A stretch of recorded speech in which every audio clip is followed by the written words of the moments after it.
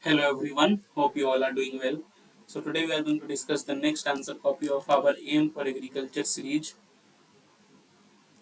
So as you all know that we are having Aim for Agriculture series in which we are having daily answer writing practice and weekly full tests. So today we are going to discuss the answer copy of day 40. Day 40. So let's see what were the questions asked and how the student has approached the answer. And by analyzing these types of answer, it could be helpful for you also because you can get to know how to introduce your answers, how to conclude your answers, how to write certain points. You can learn from the student, learn from the mistake that the student has made, which you can avoid in your answer writings. So overall, it is going to be very good for you. So let's see the first question. So the first question is differentiate between the classical plant breeding methods and modern plant breeding methods. So we all know that classical that used to happen in the previous times and modern which we are adapting in the current times, okay, or which we are evolving with innovation with certain kinds of experiments. So we'll see the differentiation between them and I will be just discussing the important points. But if you want to read the answers in detail, you can simply pause the video at several intervals and read it. Okay, let's see. So actually, classical was generally based on observable traits, that is phenotype. But modern has gone into both genotype and phenotype, that is at DNA levels. The techniques, general techniques were used in classical are crossbreeding, mass selection, pure line selection, etc. But in modern, you will see genetic engineering, molecular markers, CRISPR, gene editing, all the things are being used. When it comes to time requirement, the classical obviously will take longer time, but in modern, there are certain time frames. They can be produced in very short time frames with the use of sophisticated labs, with the use of sophisticated equipments.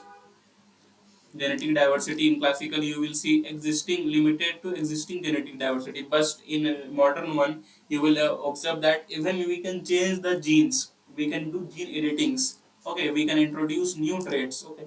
So these are the things. Scope of improvement have been mentioned, okay.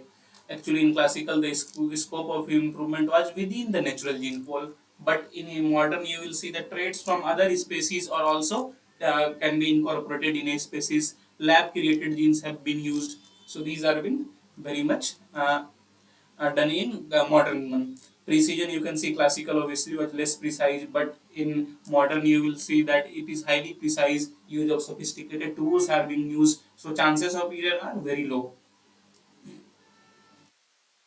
The risk was higher in classical, which is significantly lower in modern techniques. And and you can say classical was less regulated as compared to modern. Modern are subject to stringent regulations. You all see that genetically modified organisms are how much they are regulated. Many times there are environmental concerns related to them. The regulation is very high in modern techniques. Examples have been mentioned, such as you can see BT cotton or DMH11, Dara 11 mustard. All these things are the examples of development of species in modern techniques. So very well written answer. I hope you like it. You can simply pause the video and read the answer if you want to. Next question was discuss about the selective herbicides in control of major weeds of rice and wheat. So what are the selective herbicides which are used in the control of major weeds of rice and wheat? We have to use set level examples.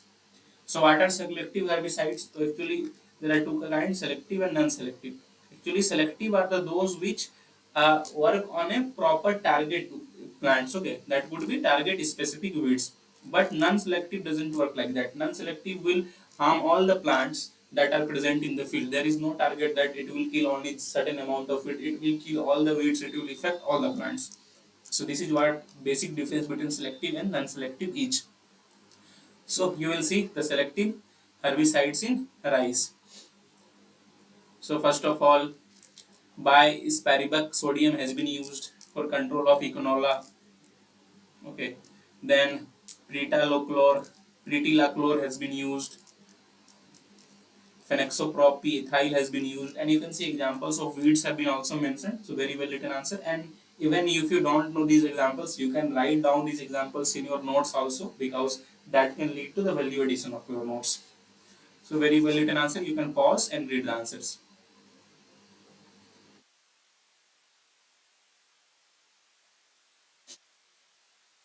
Butachlor has been mentioned. Okay. उसके बाद selective herbicides in wheat have been also mentioned, such as isopro isoproteron, propanil. Weeds herbicides have been mentioned. Some methyl herbicides have been mentioned. So you can simply pause and read it. Calories manner, which is one of the major weeds of wheat, can be controlled by sulfuron. Avena, or you can say wild oat. The Avena species are also very much seen in wheat fields. So these can be well, and you can see the examples have been used very nicely. So you can read this answer. It was a very good answer. Now let's move to the next question. The next question is, discuss about soil test based nutrient recommendations on crops and their adaptation by farmers. In their adoption by farmers. Actually, most of the students missed the question here. In adoption of farmers, you should have written, I will see the answer also, in which area why farmers are adopting. Okay, in various areas farmers are adopting, in various areas they are not adopting. So we have to discuss that. What are the challenges in adoption? Why the farmers are not able to adopt it?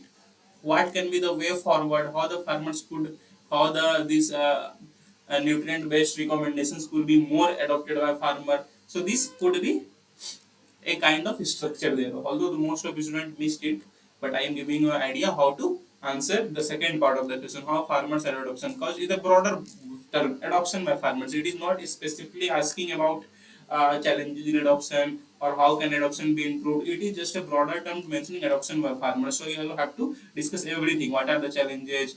In which areas farmers are adopting? In which areas they are not adopting? What could be the way forward? Although write briefly, write 3-4 points only, but discuss all the areas. This is what I was trying to uh, guide you here. So soil test based nutrient recommendations. So clearly, what you can read from, you can get an idea from the name only, that here we will test the soil and we will see what is the nutrient content in the soil, and as per that we will apply the added nutrients to the soil. Suppose the around 50% of the nutrients are present in the soil. Instead of giving a lot amount of nutrients, you will just certain amount of nutrients, so that this remaining gap would be fulfilled. Okay, so this is what soil test based nutrient recommendation.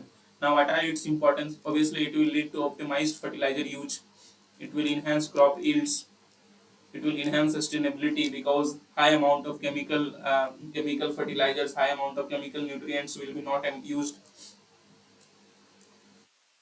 Cost efficiency, because buying chemical fertilizers, obviously you will have some cost, so that cost will be protected. Now second part, that is adoption by farmers. Obviously the student has mentioned certain points which are good, that for adoption of farmers, awareness and education needs to be enhanced, accessibility to be enhanced. Okay, there should be certain government initiatives, but trends needs to be mentioned. Are farmer adopting or not? We have to discuss their challenges, what are hindering the farmers from adopting, and we could have added a way forward. Although student had mentioned challenges, but I think that could be elaborated a bit. So fair answer, but there are scopes of improvement that I have mentioned. Okay, so I hope you understand all the answers. So that is all for today. If you like it, please press the like button. Please do share, and please do subscribe.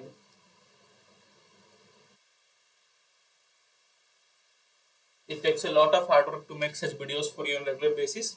And if you like, if you share, if you subscribe, it motivates us to make more such videos for you regularly. So that is all for today. Have a nice day. Thank you.